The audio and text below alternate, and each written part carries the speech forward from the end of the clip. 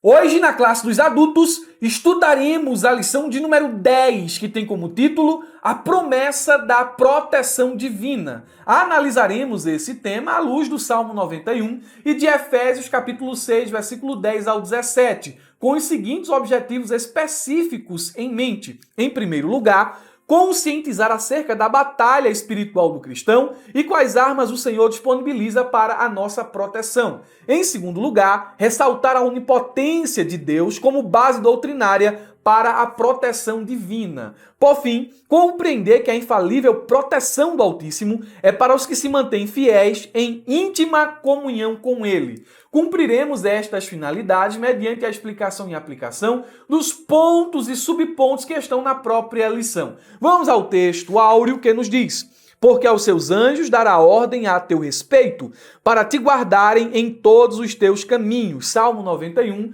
verso de número 11. Comparando traduções, temos a versão NVT que diz: pois ele ordenará a seus anjos que o protejam aonde quer que você vá. Essa passagem, ela é citada por Satanás nas páginas do Novo Testamento, conforme Lucas capítulo 4, versículo 9 a 11. O diabo está tentando Jesus e o leva até o pináculo do templo. E ali no pináculo do templo, ele faz a seguinte proposta: se você se jogar daqui de cima, há uma promessa de proteção que paira sobre ti.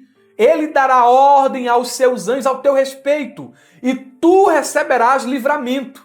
E Jesus retruca o diabo, também mencionando as Escrituras. A verdade é que o nosso Senhor não negou que esses versículos se referiam a ele, mas negou o seu uso como pretexto para tentar a Deus. Há uma promessa de proteção, mas nós não podemos tentar a Deus mesmo debaixo de uma promessa. O Altíssimo não mandou que Jesus se atirasse do alto do templo. Caso ele tivesse feito isso, o nosso Salvador teria agido de modo contrário à vontade divina. Isso é impossível. Nesse caso aqui, a promessa de proteção não se aplicaria.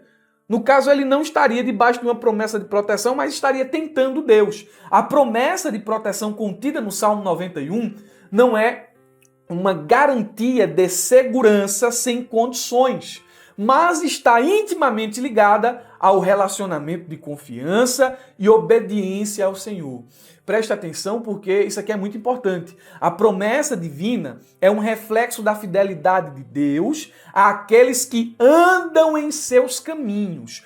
Quando Satanás sugere que Jesus se atire do pináculo do templo para que as Escrituras se cumpram, ele distorce o verdadeiro propósito da promessa. A proteção de Deus não é para aqueles que buscam tentar Deus de forma imprudente ou desobediente, mas para aqueles que se submetem à sua vontade e andam humildemente com Ele.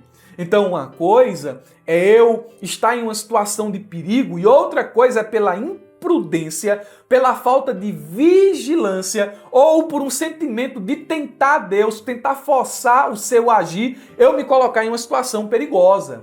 Tem gente que diz assim, ó: Deus livra mesmo, então eu vou pegar na serpente, vou pegar no escorpião, eu vou lá e vou fazer isso e aquilo. A gente deve ser prudente. O pessoal até brinca, né? Que o anjo protege, isso é só uma brincadeira, viu? Que o anjo protege só até 100 km por hora.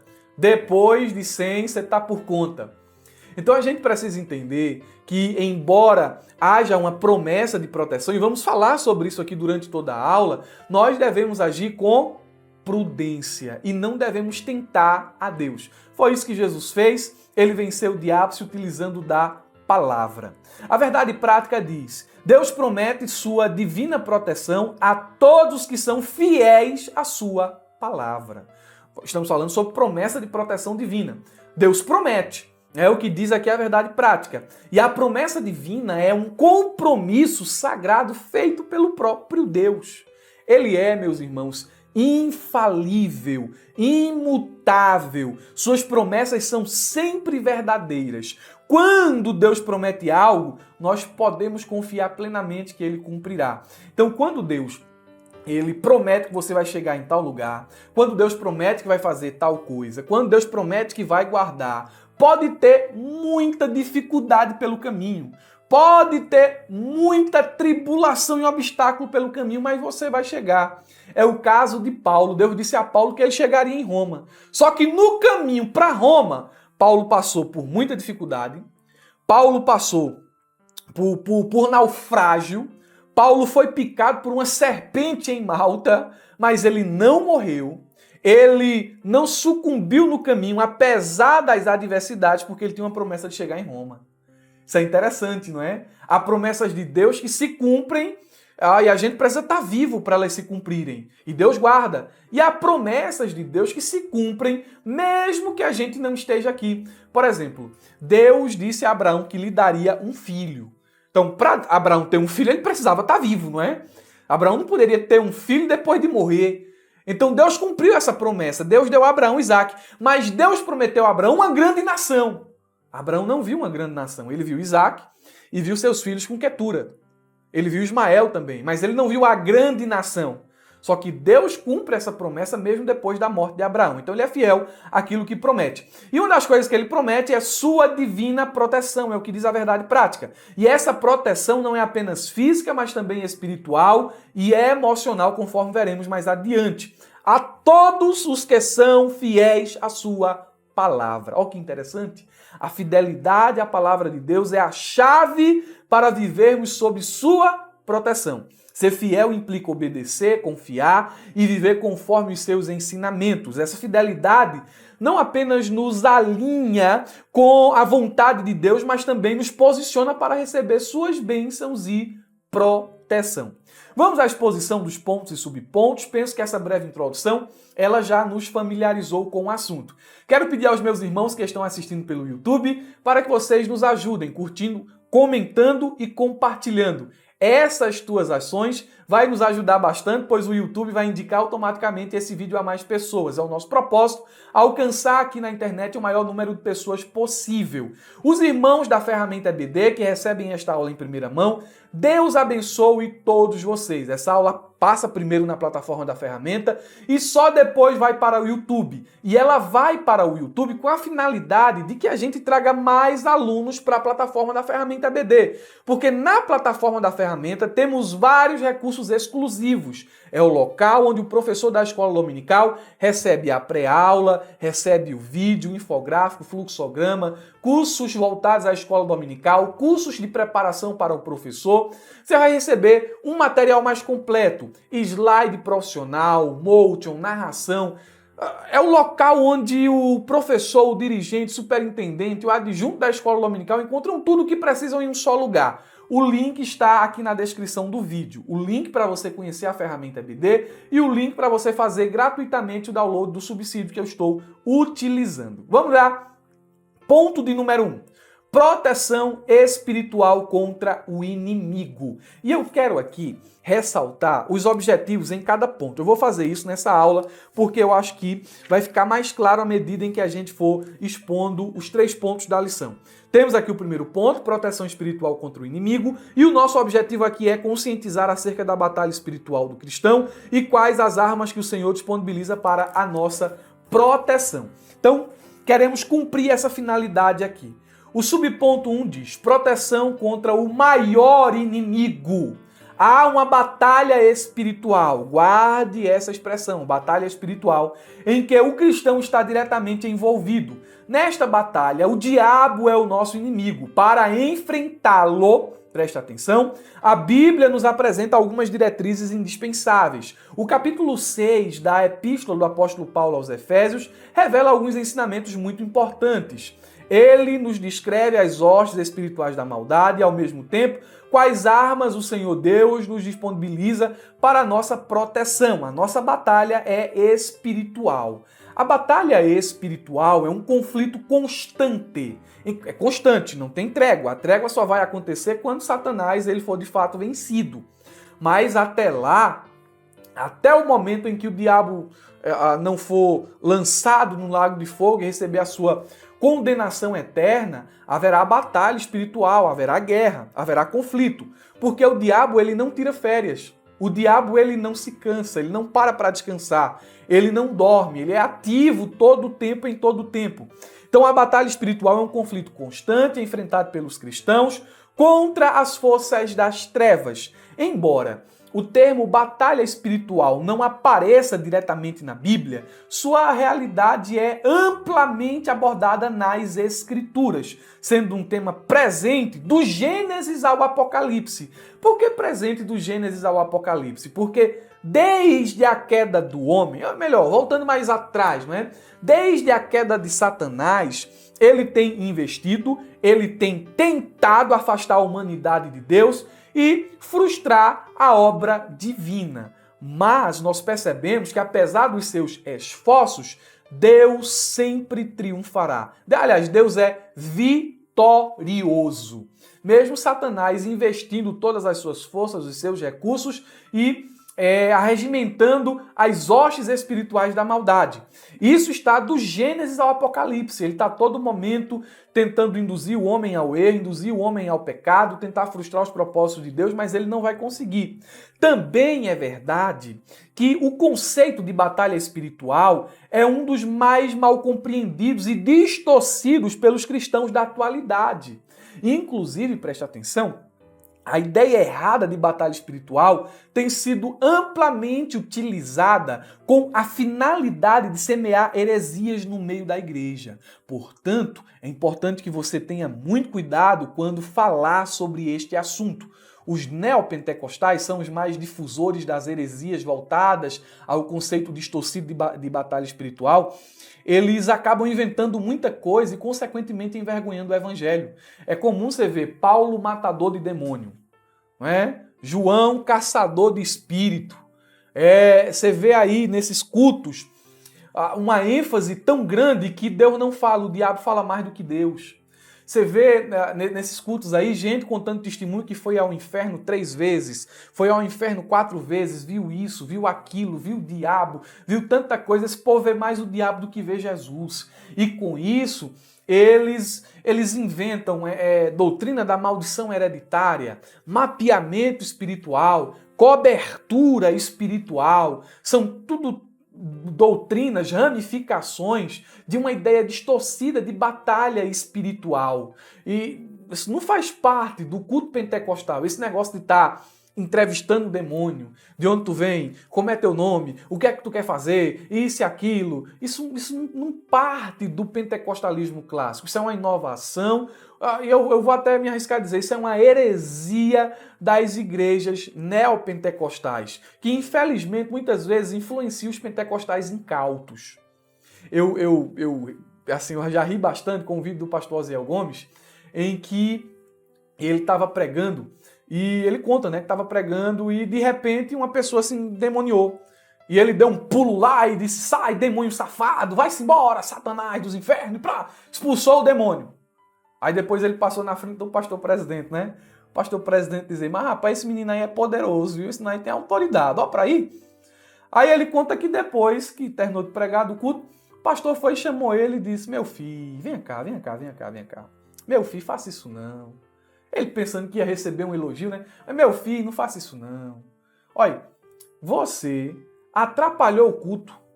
Como assim, pastor? Você deu atenção a Satanás e se esqueceu da palavra. Faça isso não. Deixa o pessoal tirar. Se o pessoal, uma equipe, não tirar, expulsar lá depois a gente vai lá, mas prega a palavra. O culto pentecostal é para anunciar o evangelho. O culto pentecostal, o culto de poder, é para a gente sentir a graça de Deus, se edificar, ver vidas mudadas e transformadas. Mas não é culto que dá atenção ao diabo. É o que eu quero passar aqui para os irmãos. Então, além, né, desses exageros, dessas heresias, a gente também não pode negar que exista uma batalha espiritual. Ela existe. E o texto de Efésios, que vamos analisar daqui a pouquinho com mais detalhes, confirma justamente isso que eu estou dizendo aqui aos irmãos. Estamos envolvidos em uma batalha espiritual. O subponto 2 nos diz o seguinte: os inimigos espirituais em Efésios. Presta atenção, em Efésios 6, do 10 ao 12, aqui é o que a lição está dizendo. O apóstolo Paulo nos mostra que os nossos inimigos são espirituais.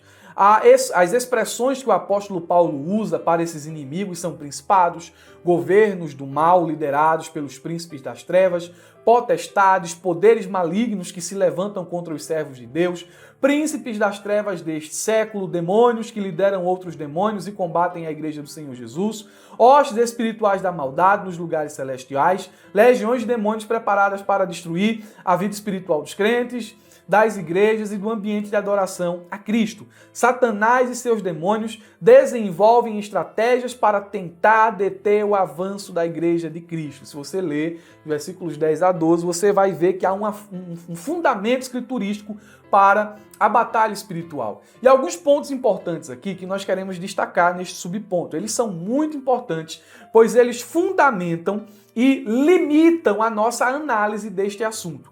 Primeiro, erros que nós devemos evitar. Em primeiro lugar, nós devemos evitar a todo custo supervalorizar o diabo. É aquilo que eu tenho já dito aqui aos irmãos, não é? Falar mais do diabo do que falar de Deus. Cultos que o diabo tem mais oportunidade para falar do que o evangelho está sendo pregado. Então a gente deve deixar isso de lado. É melhor falar da obra da justificação, da obra da salvação, do poder do Espírito, de como Jesus muda, transforma, falar da malignidade do pecado, mas apresentar a salvação. Mas tem gente que só fala do diabo. E parece que eles não lêem nem a Bíblia, eles lêem um manual de... Eu não posso falar o nome aqui das religiões, não é? Mas lê um manual de satanismo aí. A gente não pode nem falar mais de satanismo, né? Mas lê um manual disso aí, parece que não está lendo nem a Bíblia. Exu não sei o quê, bababá, bababá, orixá, não sei o quê, não sei o quê, não sei o quê. Só a aula não parte da Bíblia, mas parte do que o pessoal lá dessas religiões aí ensinam. Então a gente deve tomar muito cuidado com isso. Em segundo lugar, não podemos também negar a existência do diabo. Nós não podemos negar a existência do diabo, porque o diabo ele não é um mito, ele não é uma lenda ou uma mera personificação do mal. O diabo é real, ele existe. Em terceiro lugar, erros que nós devemos evitar, entendeu? Em terceiro lugar, é incorreto superestimar Satanás, pensando que ele é todo poderoso, ele não é nem onipotente, nem onisciente e nem onipresente. Porque tem gente que dá muito poder ao diabo e parece que o diabo bate de igual com Deus. De jeito nenhum. De jeito não podemos superestimar o diabo. E, por fim, também não podemos subestimá-lo. Veja, a gente precisa de um equilíbrio. E esse equilíbrio é alcançado mediante o conhecimento da palavra de Deus. Devemos evitar extremos. Supervalorizar e nem tampouco negar a existência. Superestimar e nem tampouco subestimá-lo. Porque, embora o diabo ele não tenha todo o poder, ele é engenhoso, é ardiloso, e sem a ajuda de Deus jamais podemos vencê-lo. É por isso que o texto diz assim, sujeitai-vos, pois, a Deus. Então, quando sujeitamos-nos a Deus, aí podemos resistir o diabo e ele vai fugir de nós. Resistimos porque estamos sujeitos a Deus. Nosso inimigo, ele é mestre em armadilhas. E isso aqui, meus irmãos, é terrível. É por isso que, dentro dessa batalha espiritual que todos os dias enfrentamos, devemos ser vigilantes. Ele é mestre nas armadilhas. E eu me recordo aqui, da época da infância, aqui no sertão, a gente utilizava uma armadilha chamada arapuca. A gente construía essa armadilha, às vezes com um caixote, às vezes com um pauzinho de mameleiro, mas fazia um caixote, não é? E o que é que a gente fazia? A gente jogava primeiro aí, quando queria pegar passarinho. A gente fazia primeiro o seguinte, jogava xerém, alpiste, em um determinado lugar. Aí o passarinho ia comer um dia, ia comer outro dia, ia comer um quarto dia. Aí ele ficava habituado com aquilo ali, aquele ambiente não era estranho. Depois disso, íamos lá e colocávamos a arapuca. Um gravetozinho segurando o caixote e uma cordazinha amarrada no graveto. Aí ficávamos observando, jogávamos a isca e ficávamos observando. O passarinho vinha, achava estranho o caixote ali, mas via o xerenzinho ali, o alpistezinho ali. Aí ele arrodeava. Com pouco ele estava debaixo do caixote. E inesperadamente, assim, de forma muito abrupta, puxávamos a corda, o gravetinho saía, o caixão caía e o passarinho perdia a liberdade. Isso é uma armadilha. Satanás é o mestre das armadilhas. Ele sabe montar a arapuca. Ele sabe deixar você confortável com o pecado, confortável com a tentação. Aí, de repente, você chega lá, a armadilha está montada, mas você não enxerga. Ele é paciente, ele observa e no momento certo ele puxa a corda e lhe prende no pecado. Devemos tomar muito cuidado, porque dentro dessa batalha espiritual que nós estamos envolvidos, Satanás tem muitas armadilhas. Muitas armadilhas. Ele também é organizado. Jesus ensina que o reino espiritual da maldade é organizado. Lá em Mateus capítulo 12, versículo 25 ao 26, Satanás não vai contra Satanás, não. Um reino dividido contra si não prosperará. Ele é organizado. E em Efésios capítulo 6, versículo de número 12, Paulo fala sobre a hierarquia das trevas. É a ordem da desordem. Então o diabo, ele é unido. Desunidos são os crentes carnais. Desunidos são os crentes rebeldes, desunidos são os crentes que não oram, que não lê Bíblia, não, Satanás não é desunido não, Satanás é muito unido. E ele age em cooperação, ele age em unidade para acabar com a mim e com a sua vida espiritual.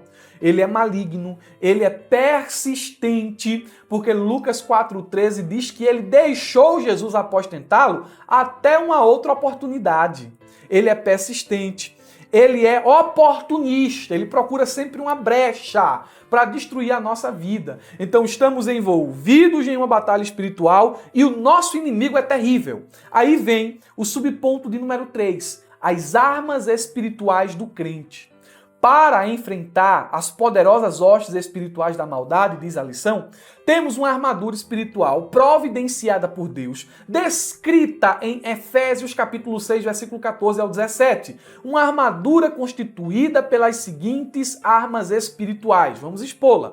Primeiro, nossa luta é espiritual e nossas armas são espirituais. Não adianta combater o mal, não adianta combater Satanás com armas carnais, com armas aqui da terra. Não. As armas que nos garantem a vitória nesse conflito, nesse embate, elas vêm de Deus. E a primeira delas é o cinturão da verdade.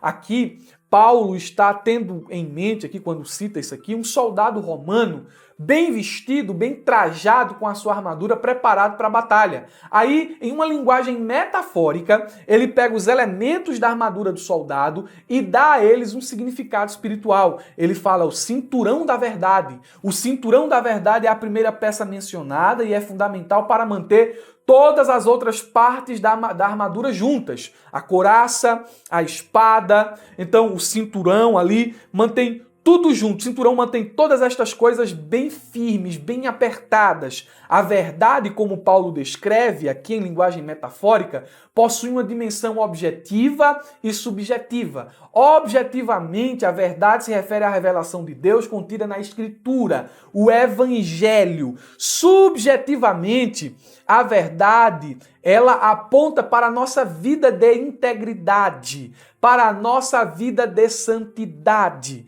Então, a verdade é uma arma espiritual que nos ajuda a resistir, nos ajuda a vencer neste conflito espiritual. Aí temos aí a couraça da justiça.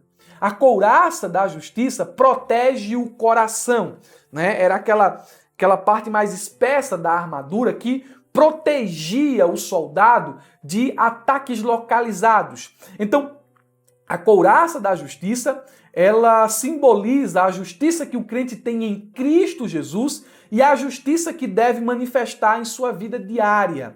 Quando nós fomos salvos por Cristo Jesus, por meio da fé, nós, preste atenção, fomos justificados. O diabo é o acusador. O diabo é aquele que aponta os erros e as falhas. Mas em Cristo fomos justificados. Estamos vestidos com essa couraça da justiça e as acusações do diabo, elas são ineficazes. Essa justiça também se desdobra em santidade, porque se fomos justificados, andamos agora como justos. Há também o calçado do Evangelho da Paz. Isso aqui é interessante. Os soldados romanos, eles utilizavam, quando iam para a guerra, um calçado especial. Na ponta desse calçado havia cravos. Havia uma espécie de pregos, para que quando ele pisasse no chão, sua pisada fosse firme. e ele pudesse resistir, ele pudesse fazer força, ele não fosse empurrado, ele não deslizasse e caísse, mas quando ele pisasse, ele teria estabilidade. Aí Paulo fala, calçados do evangelho da paz. Isso aqui fala não só de prontidão, mas também fala de estabilidade nas batalhas em que o crente ele deve enfrentar. Ele fica firme, porque ele está pisado, ele está calçado com o evangelho da paz. O escudo da fé. O escudo protegia o soldado contra os dardos inflamados. E os dardos inflamados geralmente eram setas enroladas em pano, e essas setas eram setas incandescentes. Eles enrolavam as setas em pano e ateavam fogo nelas e as atiravam. O soldado erguia o escudo e se protegia dessas setas. E esse escudo aqui é o escudo da fé, que protege a nossa mente, que protege o nosso coração dos dardos inflamados de Satanás. Deus nos dá essas armas espirituais. O capacete da salvação protege a nossa mente, simboliza a certeza da salvação que o crente possui em Cristo Jesus. Um crente com certeza de salvação é um crente que está no meio da batalha e está ali com toda a confiança no seu Senhor, no seu general. E temos uma arma de ataque poderosa, a palavra de Deus, a espada do Espírito. É uma arma ofensiva, uma arma capaz de discernir os pensamentos e as intenções do coração, uma arma que vai no profundo, a palavra de Deus. Foi utilizando-se dessa arma que Jesus venceu o diabo na tentação do deserto. O diabo vinha com as suas ciladas, vinha com os seus ardis, e o Senhor dizia, está escrito, está escrito, está escrito. Glória a Deus! Estas armas estão à nossa disposição. E na batalha espiritual, nós progredimos, nós avançamos, nós resistimos, nós vencemos, porque estamos cobertos por Deus com estas armas aqui mencionadas na carta de Paulo aos Efésios. Gastei muito tempo aqui. Vamos lá. Ponto de número 2, a maravilhosa proteção de Deus. E aqui nós vamos analisar o Salmo 91. Qual é o nosso objetivo aqui? O primeiro objetivo foi conscientizar acerca da batalha espiritual do cristão e quais as armas o Senhor disponibiliza para a nossa proteção. Então, temos armas espirituais e estamos envolvidos em uma batalha. Agora, o segundo objetivo é ressaltar a onipotência de Deus como base doutrinária para a proteção divina. E para falar sobre onipotência, o comentarista ele traz o Salmo de número 91. O subponto primeiro diz, a proteção de quem se relaciona com Deus. O Salmo 91, diz a lição, revela a proteção divina para os que se relacionam com Deus e andam em sua presença. É um salmo que afirma que Deus oferece descanso para a alma que se relaciona com Ele. Dessa maneira, o nosso relacionamento com Deus é de confiança e por isso Ele nos livrará do perigo, da insegurança e nos dará proteção. Nos períodos de intensa batalha espiritual, contar com a proteção divina serve como consolo e segurança na hora da provação. Esse salmo aqui, ele não tem um título. E nós também não temos aqui meios de determinar o nome de seu escritor ou a data de sua composição com rigor. Mas os estudiosos judeus, isso aqui é uma suposição. Tá certo? É uma suposição. Os estudiosos judeus, eles consideram que quando o nome do autor não é mencionado em um salmo, nós podemos designar o último salmo, designar o salmo ao último escritor mencionado. Ou seja, o Salmo 91 não tem um nome ali, ele não dá o seu compositor. Aí o compositor do Salmo 90 é Moisés. E dentro dessa lógica, eles acreditam que o Salmo 91 foi escrito por Moisés. Se isso é verdade ou não, a gente não importa tanto, não é? O certo é que esse salmo aqui, ele fala muito do Deus que protege, do Deus que guarda. Ele descreve, ele dá características de quem Deus é e em seguida ele fala sobre as ações de Deus. O salmista, aquele que compôs esse salmo, se foi Moisés, ok, é interessante porque revela que Moisés conhecia muito Deus. muito Deus. Há termos aqui que são familiares a Moisés, quando analisamos o Pentateuco. Então esse salmista aqui, ele conhecia Deus não só de forma intelectual, mas de forma relacional, porque ele vai utilizar aqui expressões como, no verso 1 e no verso 2, o seguinte, ele vai chamar Deus de Altíssimo, e Altíssimo é El Elyon, né? O Elyon, Altíssimo. Esse termo, ele é usado por mais de 20 vezes dentro das páginas das Escrituras, aparece 3 vezes no livro de Daniel. No Novo Testamento, os demônios chamam Jesus de Filho do Altíssimo. Então aqui é um dos meios pelo qual o salmista conhece Deus, Altíssimo, aquele que é soberano, aquele que está acima de tudo e de todos. Ele também é chamado de El Shaddai, ou seja, todo-poderoso ou onipotente. Foi assim que o Senhor se apresentou a Abraão. Eu sou o grande El Shaddai, eu sou o todo-poderoso, aquele que faz as coisas acontecerem, aquele que tudo comanda, que não é surpreendido por nada, que tem poder suficiente para tornar cada promessa sua realidade. O salmista também utiliza a expressão Yahvé, ou Yahvé, como alguns dizem aí no popular, né, que é traduzida pelo nome Senhor em caixa alta. Essa expressão, ou esse termo, aponta para a autoexistência de Deus. Eu sou o que sou. Aparece também aqui a expressão Elohim. Tudo isso aqui revela o profundo conhecimento que o salmista tinha de Deus. E nos pontos aqui seguintes, nós veremos que esse conhecimento não era intelectual, era também relacional, porque ele conhecia Deus intelectualmente, isso aqui fica claro pelas expressões, pelos termos que ele usa para se dirigir a Deus, mas ele conhecia Deus de forma relacional, de forma experiencial. Ele conhecia o Deus que protege, o Deus que livra, o Deus que guarda. Oh, glória a Deus, estou quase pregando aqui. Dê um amém aí, homem. Aí vem o subponto 2 e diz assim, Deus, o nosso refúgio e fortaleza.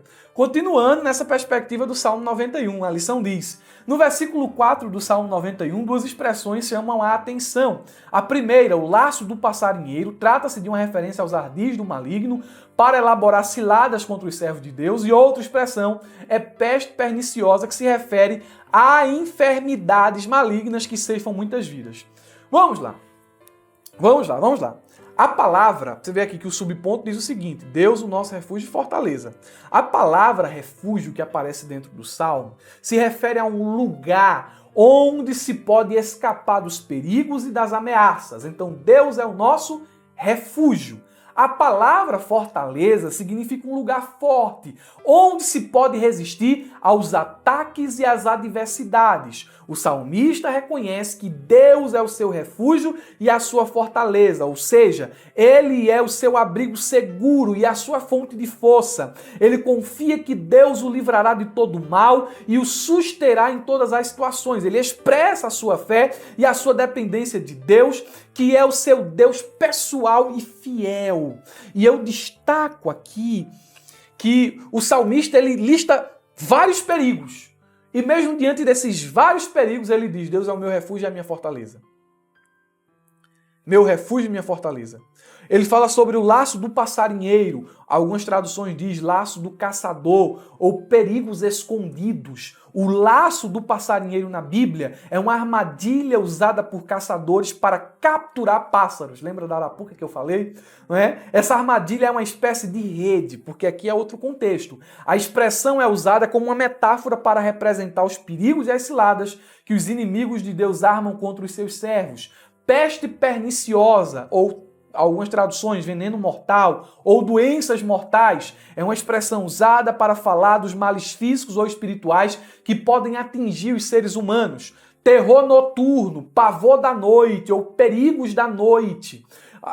Aqui são várias traduções. O comentário Beacon diz que é provavelmente o rápido ataque noturno comum no combate daquela época. O perigo que surge de surpresa, de forma inesperada. Os soldados estão dormindo no acampamento, ou o povo está descansando durante a noite, o inimigo vem subitamente. Aqui são tipos de perigo. Seta ou flecha que voa de dia. A seta que voa de dia na Bíblia é uma expressão que significa uma flecha lançada por um arqueiro que pode atingir o seu alvo. Essa expressão é usada de forma figurada para falar dos perigos e calamidades que podem acontecer aos homens. Aí ele fala sobre peste que se propaga nas trevas, ou peste que se move sorrateira nas trevas, ou ainda peste que se espalha na escuridão. Essa é uma expressão que significa doenças perigosas que podem se tornar pragas ou epidemias. E mortandade que assola ao meio-dia, ou praga que devasta ao meio-dia, ou ainda males que matam ao meio-dia. Mortandade que assola ao meio-dia é uma expressão bíblica que significa uma grande matança de pessoas, animais, que acontece de forma visível, mas incontrolável. Cansei. Estou citando rápido aqui por causa do tempo. Tudo isso aqui são perigos evidentes. É por isso que parece muito aqui com Moisés, não é? Moisés levando o povo no deserto e todos os perigos que aconteceram lá no deserto. Então, tudo isso aqui, o salmista diz no verso 7 e 8, caiam 1000 ao teu lado e 10.000 à sua direita, você não será atingido. Essa linguagem aqui hiperbólica enfatiza a magnitude dos perigos que o salmista enfrenta, que aqueles que estão com o salmista enfrentam, e mostra também a eficácia da proteção divina. Diante de todos esses perigos, vai cair gente daqui e gente dali, mas você vai permanecer de pé, porque você está debaixo da proteção do Deus onipotente, do Elion, do Altíssimo, do El Shaddai, isto é, o Todo-Poderoso, do Yahvé, o Senhor da Aliança, o Eu Sou o que Sou, o Deus autossuficiente, do Elohim, o Deus Criador de todas as coisas. Na onipotência, que a gente falaria nesse ponto aqui, então é a onipotência que estamos falando. Aí vem o subponto 3 para fecharmos. A onipotência de Deus. O Salmo 91 apresenta Deus como o onipotente, aquele que é o todo-poderoso. Essa é a base doutrinária para a proteção divina que, ao longo da Bíblia, é desenvolvida e ensinada. A definição de onipotência é que Deus pode fazer toda a sua santa vontade. Ou seja, Deus pode fazer tudo o que é compatível com o seu caráter. A Bíblia nos ensina que Deus age conforme sua natureza e sua vontade nunca entra em conflito com sua perfeição. Ele é soberano e pode realizar qualquer coisa que deseja, mas sempre de acordo com o que é bom, justo e santo. Portanto, a onipotência de Deus é expressa não como uma capacidade de fazer qualquer coisa no sentido amplo e irracional. Ou seja, Deus pode criar uma bola quadrada, Deus pode criar uma pedra que ele não pode levantar. Isso aí é um absurdo, isso é um sofisma. O problema não é Deus e a sua onipotência, mas é a pergunta, é a construção da frase. Então, Deus, ele pode fazer coisas, ele não pode fazer coisas, Deus não pode fazer coisas que contradizem a sua natureza, como mentir ou pecar. Isso é consistente com a compreensão de que o poder de Deus está sempre em harmonia com os outros atributos de sua personalidade divina, como sua santidade, sabedoria e justiça. Quando compreendemos o que é onipotência, que Deus é todo-poderoso, que não há coisa impossível para Ele, não há coisa difícil para Ele, desde que não seja irracional ou contrarie o seu caráter, percebemos que Deus não está em batalha de força com o diabo, pois nosso inimigo não possui todo o poder. Deus é quem possui todo o poder. Porque às vezes o pessoal diz assim, uma hora o diabo está vencendo, outra hora Deus está vencendo, e uma está batendo de igual. Não, meus irmãos. Deus é todo poderoso e Ele já deu a sentença do diabo. O diabo está aguardando só a condenação, a execução do juízo. Então Deus é todo poderoso, Deus não tem ninguém à altura, nem maior que Ele. Deus não tem ninguém à sua altura que dirá maior que Ele. Deus é todo poderoso, portanto, não há nenhum tipo de mal que seja maior ou igual a Deus. Ele pode nos livrar de todo e qualquer inimigo ou perigo. Ele é o Deus onipotente, conforme vimos aqui no Salmo 91. Aí vem aqui o ponto 3, não é? Promessas e proteção. E aqui o nosso objetivo é o seguinte, compreender que a infalível proteção do Altíssimo é para os que se mantêm fiéis e em íntima comunhão com Ele. Vamos lá, não desiste não, viu? A aula tá longa, mas não desiste não. Segura aí, acorda, presta atenção, vamos finalizar. Subponto 1 diz: os inimigos serão derrotados. O mal tem um prazo limite. O mal tem um prazo limite.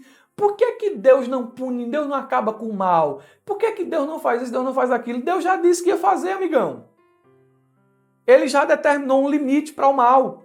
A lição diz o seguinte: ao longo da história, muitos inimigos têm se levantado contra os planos de Deus para a sua igreja. Contudo, há uma promessa gloriosa relacionada à doutrina das últimas coisas, em que todo o império, potestade e força que operam para o mal serão aniquilados. O Senhor Jesus colocará todos os inimigos debaixo de seus pés, inclusive o último deles, a morte. Por isso, tudo está sendo preparado para a vitória final de nosso Deus, cumprindo o que o Senhor Jesus disse a respeito da igreja. As portas do inferno não prevalecerão contra ela. Aqui, a célebre frase de Billy Graham resume perfeitamente o subponto. Ele disse: eu li a última página da Bíblia. Tudo vai ficar bem. Pode se levantar governos ateus, anticristãos, pode as piores ideologias aí estarem sendo disseminadas, pode o mundanismo, a cultura e as suas forças ganharem espaço, mas no final de tudo, meus irmãos, Deus vai pôr um fim ao império do mal. A grande Babilônia vai cair. O anticristo vai cair, o diabo vai cair, o falso profeta vai cair, o pecado deixará de existir, porque Deus já escreveu o fim da história. E o fim da história é de vitória e não de derrota. Subponto 2. Segurança e vitória para os que temem o Senhor. A lição diz: hoje em dia, em nossa vida cristã, podemos esperar segurança e vitória em Deus. Por isso, devemos orar ao Senhor buscando proteção antes de sair de casa para realizar as nossas tarefas, antes de resolver algum negócio, antes de realizar alguma viagem. Naturalmente, devemos fazer nossa parte, sendo prudente em tudo, tomando cuidado com nossa segurança, porém, compreendendo que se o Senhor não guardar a cidade, em vão vigia a sentinela. O Senhor, nosso Deus, cuida do seu povo. Olha, irmãos, você pode orar. Já vai sair de casa? Senhor, me livre de todo o mal. Promessa, você está orando as promessas de Deus. Você vai fazer alguma coisa importante, tudo que você vai fazer deve ser acompanhado de oração. Tem tanto livramento que Deus dá a gente e a gente não vê. Então, no final do dia, você ora pedindo proteção, e no final do dia você ora agradecendo. Senhor, tá vendo aqui, quase caí de moto. Olha, Senhor, quase aconteceu aquilo ali. Senhor, isso aqui. E o que tu não vê? O que tu não percebe no mundo espiritual, no mundo visível, o que tu não percebe? É livramento atrás de livramento, livramento atrás de livramento. Deus guarda, irmão, Deus guarda. Deus guarda, pode ter certeza, Deus guarda. Deus guarda, Deus cuida. Aí vem aqui o terceiro subponto que diz a abrangência da proteção divina. Essa proteção, ela é muito abrangente, eu não vou ler o subponto, mas ela é muito abrangente. Ela se estende à nossa vida espiritual. Deus protege a nossa vida espiritual. Ele nos guarda da tentação e da obra do inimigo. Aleluia, aleluia. Ele protege. Ele dá graça para a gente enfrentar. Porque a Bíblia diz que a tentação é humana, mas o escape é sobrenatural. Para toda tentação tem sempre uma porta aberta de Deus. Não é? Aleluia! Jesus disse a Pedro uma vez: olha, Pedro, o diabo pediu para cirandar contigo, mas eu orei por você, eu intercedi por você. Ou seja, o diabo vai cirandar, mas eu já intercedi por ti. Tu vai receber força, tu vai receber graça. Aleluia! Aleluia! Ele protege a nossa vida espiritual. A proteção física e proteção emocional. Olha, irmão, quanta coisa Paulo não passou em suas viagens. E o Senhor o preservou. Quanta coisa. Deus tem te preservado tanto. Deus tem te guardado tanto. Tu foi que ainda não acordou. Deus tem promessa maior para cumprir na tua vida. Deus tem coisa para realizar através de ti. E é por isso que Ele tem te guardado, é por isso que Ele tem afastado da tua vida as enfermidades, é por isso que Ele tem te preservado em meio a estas adversidades, é por isso que Deus tem te dado fôlego de vida, é por isso que tu não caiu, é por isso que tu não cedeu, porque Deus colocou uma porta diante de ti para tu escapar. Deus tem coisa grande para a tua vida, meu amigo. Ele protege a tua mente, Ele protege o teu físico, Ele protege o teu emocional. E essa proteção ela é abrangente e ela se estende até a tua família. Salmo 33, verso 18 diz: o Senhor olha dos céus e vê toda a humanidade. Ele vê todos os homens, Ele conhece todos os homens. Essa proteção ela também é coletiva. Deus guarda tu e os teus. Quantos livramentos os teus não receberam por conta da tua vida, da tua fidelidade, da tua oração? Há uma promessa de proteção. Aleluia! E nós devemos estar em Deus. Porque a Bíblia diz o seguinte, o Salmo 91, tem uma expressão aqui no Salmo 91, vou finalizar com ela. Eu vou encerrar aqui, viu? Mas não sai não para tu receber essa revelação, como o povo diz aí, é forte. Recebe aí, né, essa explicação do texto, Salmo 91. Olha o que é que diz. Aquele que habita no esconderijo do Altíssimo. Há um esconderijo de Deus para ti. Aí diz o seguinte, a sombra do Onipotente descansará. A sombra do Onipotente descansará. Eu estou aqui, as luzes estão aqui. Acho que não vai fazer sombra aqui, ó. Tá vendo aqui? Não sei se dá para ver ali, ó. Não vai ver a sombra, não. Mas para uma pessoa estar na minha sombra, ela tem que estar do meu lado. Ou atrás de mim. O certo é que ela tem que estar próxima. Para ela estar sobre a minha sombra, ela tem que estar próxima. Aí o texto diz, a sombra do Onipotente descansará. Então, a proteção, a promessa de proteção, e com ela descanso, e com ela as demais benesses, é para quem está do lado, é para quem é íntimo, é para quem está perto. Você está perto? Você pode dizer assim, eu estou na sombra dele. Só pode estar na sombra dele se estiver pertinho. Oh, aleluia! Recebe isso. Te aproxima do Altíssimo. Te aproxima do Deus que protege. Os inimigos não se atreverão a tocar em ti se tu estiver do lado dele. Oh, glória a Deus! Vamos orar, meus irmãos. Pai, no nome de Jesus, te agradecemos por mais uma pré-aula da Escola Dominical. Ah, Senhor, como essa aula foi boa de ministrar. Ah, como eu gostaria que aqui fosse um culto pentecostal, para a gente falar e dar lugar. Ah, Senhor, Tu és o Deus que protege, Tu és o Deus que guarda. E neste momento eu peço a Tua proteção sobre a vida de todos os nossos irmãos e irmãs que assistiram esta pré-aula na plataforma da ferramenta e no YouTube. Guarda os Teus servos de todo o mal. É o que eu te peço e por antecipação te agradeço no nome de Jesus. Amém. Deus abençoe, meus irmãos. Uma ótima aula de Escola Bíblica Dominical, um ótimo final de semana. E não se esqueça, abra a jaula.